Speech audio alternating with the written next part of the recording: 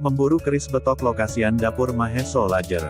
Pada kesempatan kali ini, kita membahas tentang keris betok berdapur Maheso Lajer atau Kebo Lajer, yang merupakan keris lokasian dari pedesaan di wilayah Salatiga sekitar. Ada beberapa teman menangguh itu keris betok Maheso Lajer estimasi Singosari, ada juga yang menyatakan itu keris betok khas era Sriwijaya. Namun jika ditelisik soal estimasi tentu dalam penangguhan setiap orang berbeda satu sama lainnya. Tetapi jika ini ditemukan di wilayah Salatiga yang merupakan kota tertua di Jawa secara zaman jelas di sini era Mataram Hindu dan Sriwijaya berdekatan era atau estimasinya. Keris betok Maheso atau Kebo Lajer ini, yang jelas terawat walau cara perawatan orang desa. Pernyataan pemiliknya cuma dicuci air bunga dan dibersihkan dengan sabun setiap bulan suro. Sehingga bentuk wujudnya walau terlihat berkarat tetapi tidak mengalami korosi. Secara turun-temurun keris tersebut diwariskan dari generasi ke generasi. Dengan pendekatan secara kekeluargaan akhirnya keris tersebut berhasil dihibahkan pada kami Omah Keris Salatiga. Secara penampilan mungkin tidak memiliki daya tarik, sebab sandangan atau warangka buatan tangan perahu kapal, memang unik, seperti warangka Kulonan atau Cirebon atau Sumatera. Yang jelas secara sejarah keris tersebut kepemilikan warisan dari kakek buyutnya.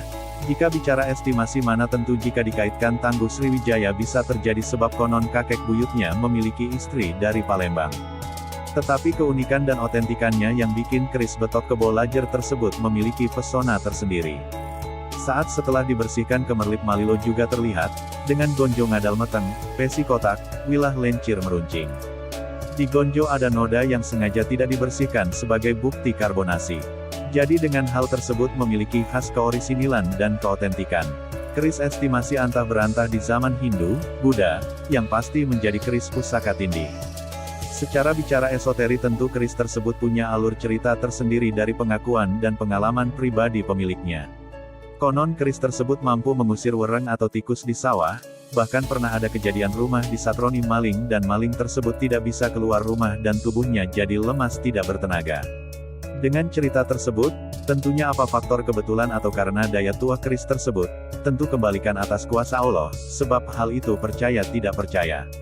Memang keris bila bicara soal esoteri tentu ini terhubung dengan dunia mistik atau gaib. Dari kesemua itu, benar kata orang tua dulu, keris itu mencari majikannya atau tuannya.